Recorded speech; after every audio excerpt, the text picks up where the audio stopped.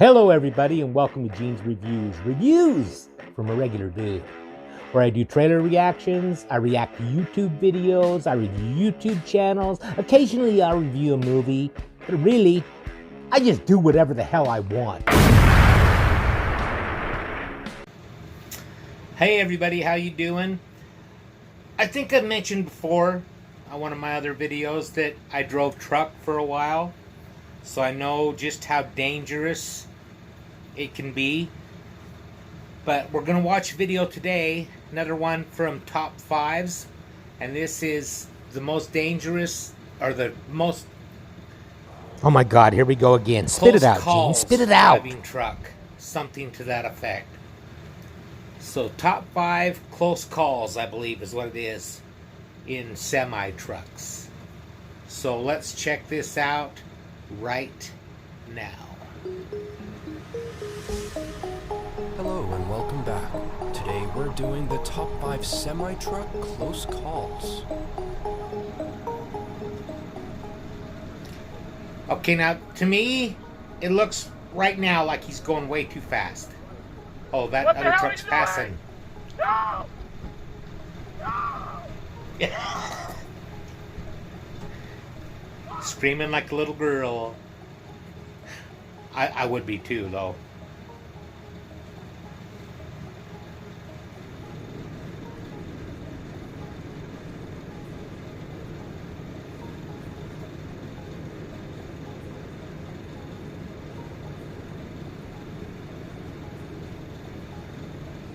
What are you doing in the far left lane? If you're a semi-truck, you're not supposed to be in that lane.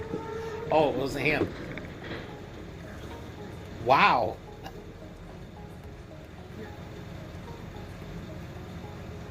That's weird how that happened. He didn't have any freight on or anything.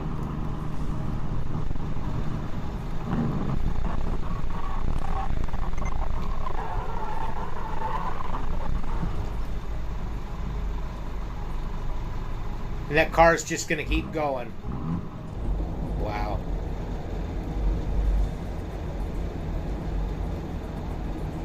We're already to number 2. There better be more than 5 of them.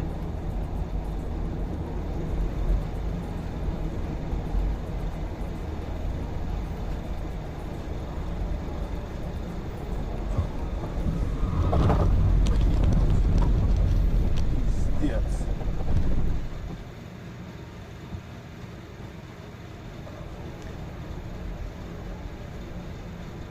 It's the same one.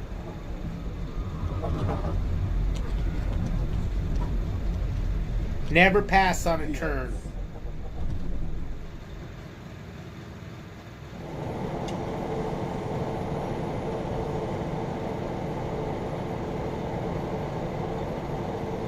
Somewhere on the scale there, you see that hydraulically? Somebody put a little line says where they stop to get their tickets. You can see the trail all the way up there. There's a big old puddle there. Yeah, I saw that. I thought it was that. Talking on the CB radio. Truck went on the scale, and I thought, yeah, I thought it was his air conditioner first. When I saw it, then I saw the puddle at the end.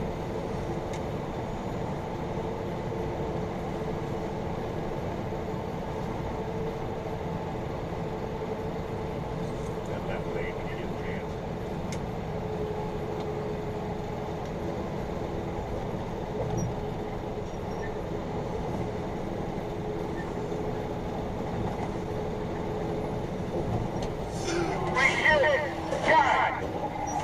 Wow. Somebody's fucking watching me. Yeah.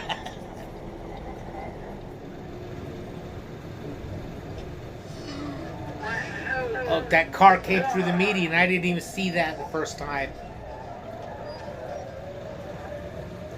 Somebody had to have fallen asleep coming the other Here's direction. a few more close calls that didn't quite make the list.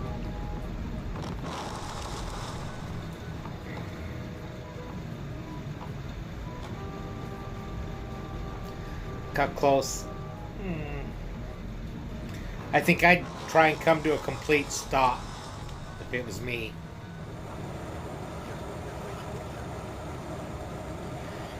I can't believe how fast some of these people drive on these roads.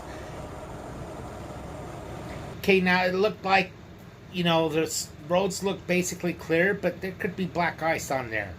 You just don't know. With all the snow on the side and everything, you need to take it a little bit easier than that. So those trucks don't stop that quick.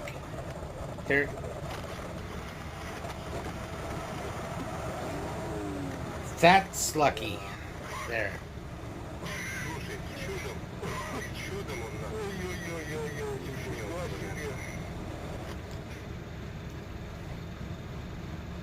Look at how it's fishtails around. Almost jackknifed. I'll tell you about some experiences I had at the end of this video.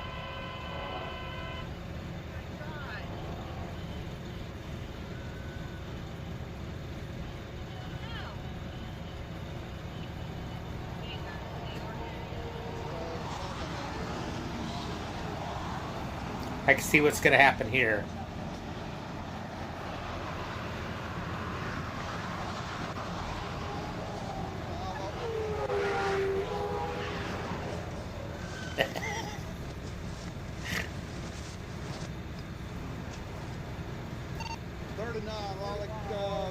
Just on a 1050 out here on 64.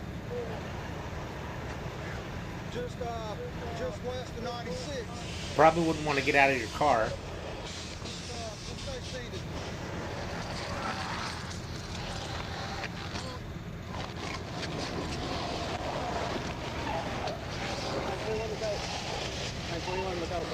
Go.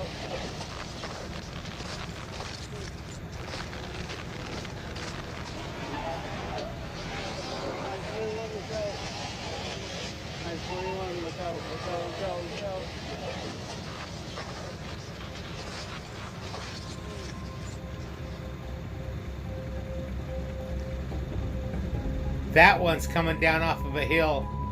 Looked to me like he lost his brakes or something, because that's the runaway truck ramp there that he's going in.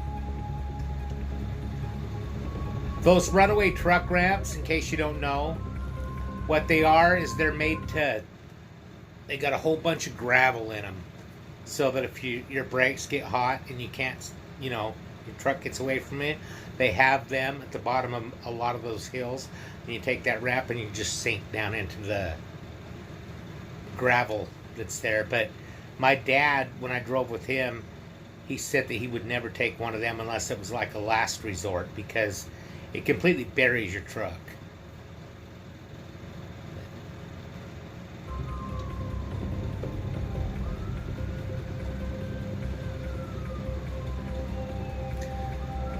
Yeah, this guy probably started out at the top of the hill too fast.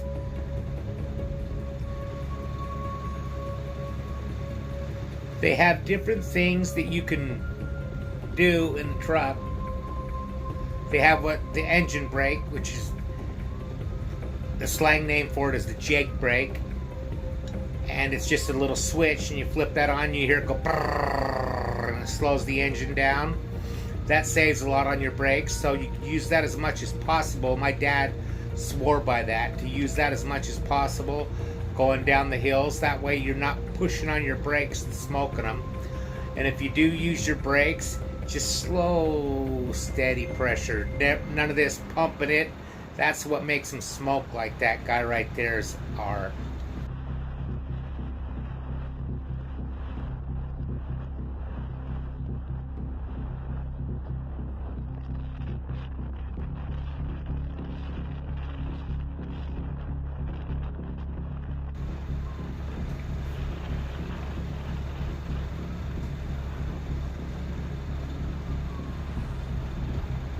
It also depends a lot on what kind of freight you're hauling. If you're hauling swinging meat, that's really scary. That can be really scary because the meat shifts and it can tip the trailer over. Tanker trailers are different too because they got the liquid inside the tank, and instead of going side to side, it sloshes a lot forward and back. If you hit your brakes a little bit, you can feel it kind of push you. because all the liquid kind of shoots to the front. This guy's pretty lucky. He's got that cop. Well, cop really can't do much if it does get away from him. But basically keep the road as clear as possible.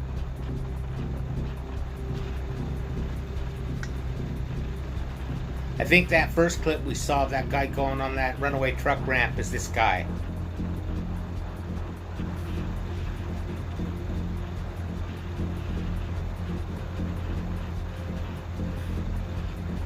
I never had that happen. I never smoked my brakes.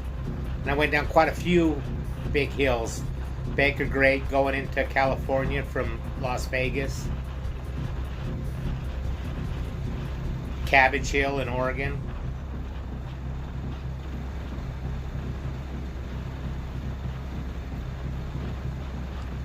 Also called the Blues. Also the famous Donner Pass.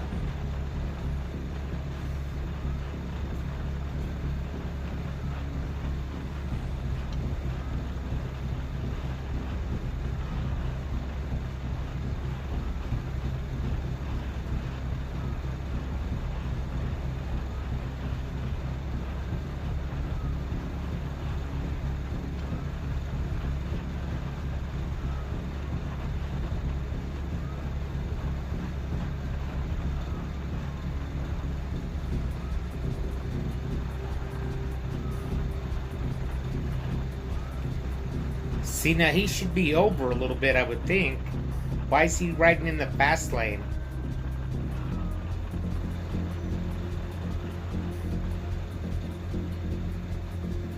Except to pass someone.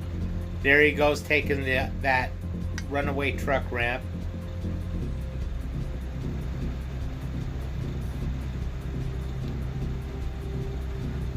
At all the dust and smoke.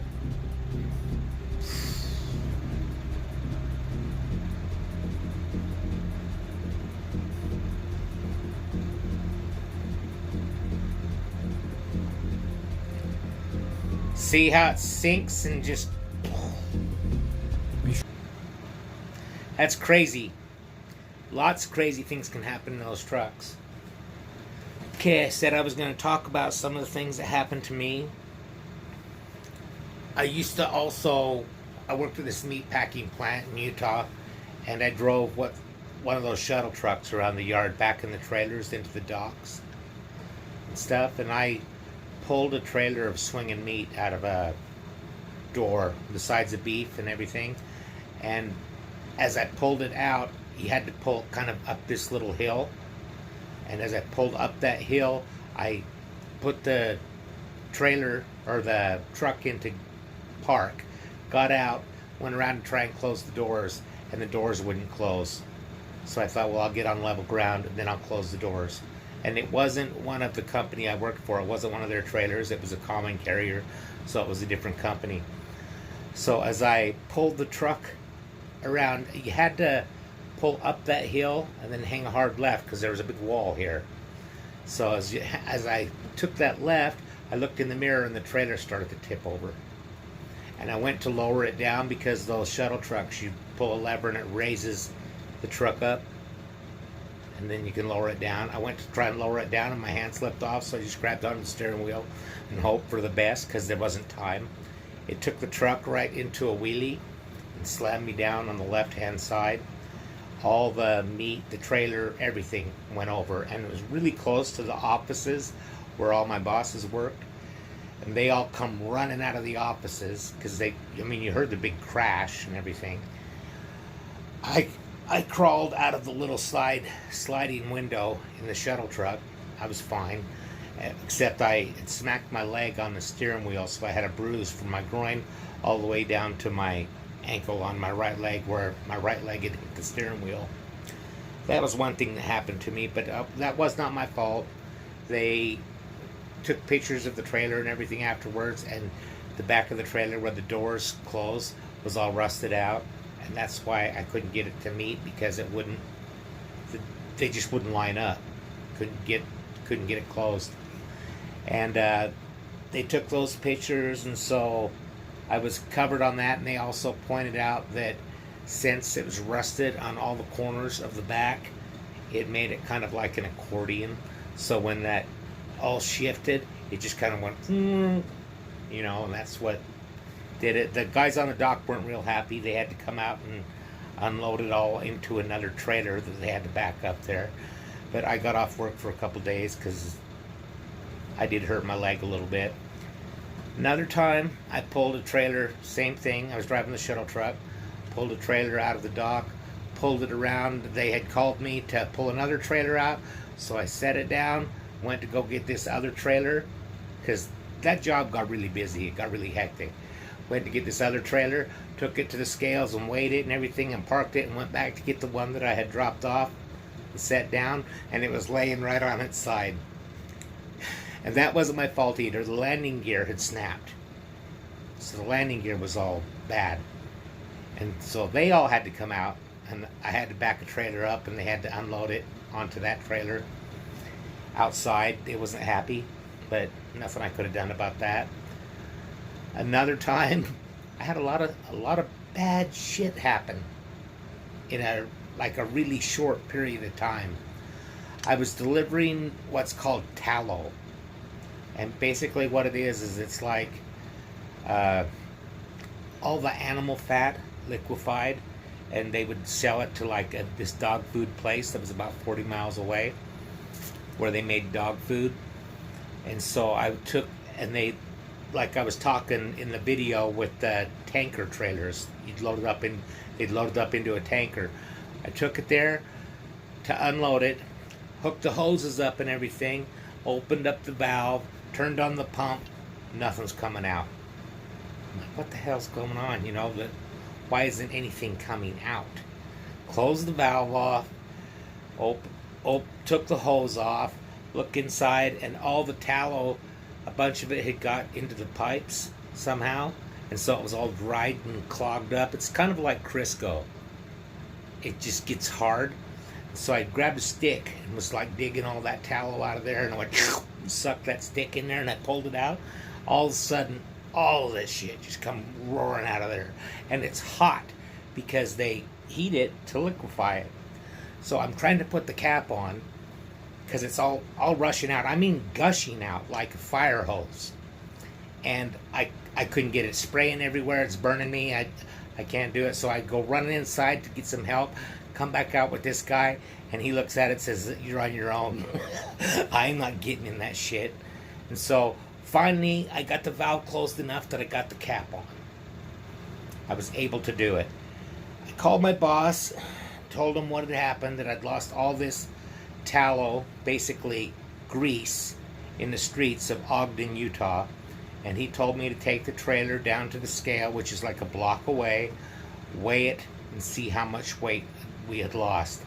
So I took it down there and weighed it, and it was 10,000 pounds they figured that we'd lost in the streets of Ogden, Utah. And he wasn't real happy. But when I got back to town and everything, I thought, you know, I figured I was fired. I'm done. The next morning he called me up, and he was laughing. And he says, "Come on in, I got something to show you." And so I went in there to the office, and whoever had cleaned the tanker out before had dropped a spray nozzle, like one of those spray nozzles used to clean, inside the tank. So when it fell down in there, it fell right where the valve closes, but it left the valve open about that much because it couldn't close over that nozzle. The nozzle was bent like a horseshoe from where I'd been cranking on it trying to get it to close. So that ended up not being my fault too. That was the worst one though. They had to pay, I think, Ogden City, I don't know how much money, but a lot of money to actually clean that all up because it went into the sewers and everything. But yeah, you gotta be careful driving those trucks. All kinds of stuff can go wrong. Well, that was kind of a interesting video. If you like that, let me know in the comments down below. Now, how about a joke? I walked by a homeless guy with a sign that read, "Someday this could be you." I put my money back in my pocket just in case he's right. Thank you, everybody. Make sure you like, comment, subscribe, hashtag Mean Gene, all that fun stuff. And if you like this video, tell all your friends, leave a comment down below. And if you didn't like it, then just shut up. And I will see you next time.